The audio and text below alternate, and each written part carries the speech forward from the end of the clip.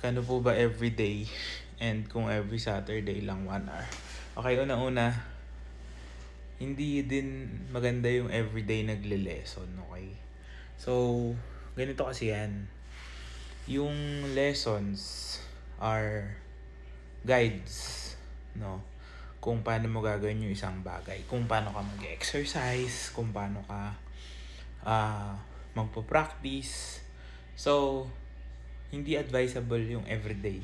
Kasi dapat ma-instill sa student yung mga skills na kailangan mo. So, mas importante pa rin yung practice. Advisable lesson kung talaga nagmamadali ka, 3 times a week. Siguro sobra-sobra na yun. Meron akong student na twice a week. And maganda naman yung progress niya. Very, very good progress. Meron din naman akong once a week pero 2 hours. Okay din. Pero yung everyday, ano na yun? Tawag namin doon, spoon feeding. So, hindi ka talaga matututo. You're going to rely on your teacher para matuto ka. Which is not good kasi at the end of the day, ang goal ng isang teacher, ewan ko ako personally, as a teacher, ang goal ko is makatugtog independently yung student ko. So, makatugtog siya mag-isa. Yung main goal. Na hindi na siya magre-rely sa akin for simple things like reading notes, let's say, sight reading. Yun yung main goal ko as a teacher kasi gusto ko makatayo ka sa sarili mong mga paa, magawa mo, matugtog mo yung kahit anong gusto mo through the lessons that we give. So, yun.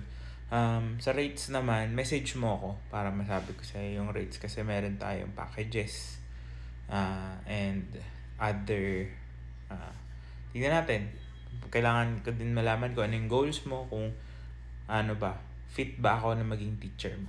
Kasi hindi naman sa sa choosy ako sa students, pero gusto ko sana medyo magkaintindihan tayo when it comes to ano yung expectations mo, ano yung makukuha mo sa akin. Kasi ayoko din naman na gusto mo pala isang song lang yung matutunan mo, pero hindi ako nagtuturo ng ganun kasi gusto ko lifelong yung matutunan mo sa pag-aaral. So, yung mga ganun. Pag-usapan natin, hindi yata dapat sa comments pinag-uusapan yun kasi it should be catered to you. So, depende sa goals mo. Yung gagawin nating setup, depende sa goals mo. Kung gusto mo mag-music school, di mas mag-focus din tayo sa iba pang parts, not just playing. So, yun yung mga ino-offer nating mga services. Anyway, yun nga. So, walang shortcut dito. So, just to set your expectations, talagang tatrabahuhin mo kahit na gaano kagaling ang teacher mo. Kung hindi mo siya gagawin on your own, yung mga exercises, mga assignments mo, hindi ka matututo. Kasi mahirap talaga yung violin.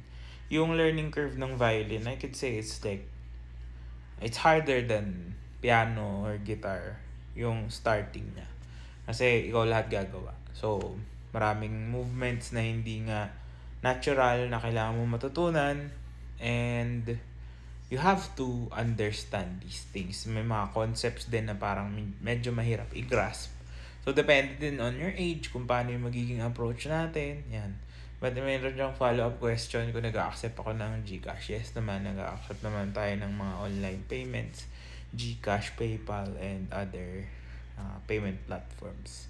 So, yun. Kung gusto nyo din mag-enroll, send lang kayo ng message. Ano yung mga gusto nyo, tell me your goals sa pagtugtog. Gusto nyo ba mag-aral ng music, or do you wanna play sa church, or you want to just you find it a hobby and you're having a hard time starting up. Yun, pwede ko kayo matulungan sa mga ganun. So, just send me a message here or on all my social media profiles. Pwede kayong mag-reach out. I do have a few slots open, pero medyo nauubos na rin yung mga slots. So, paunahan na lang din. And yun, good luck na lang din sa pag-aaral nyo.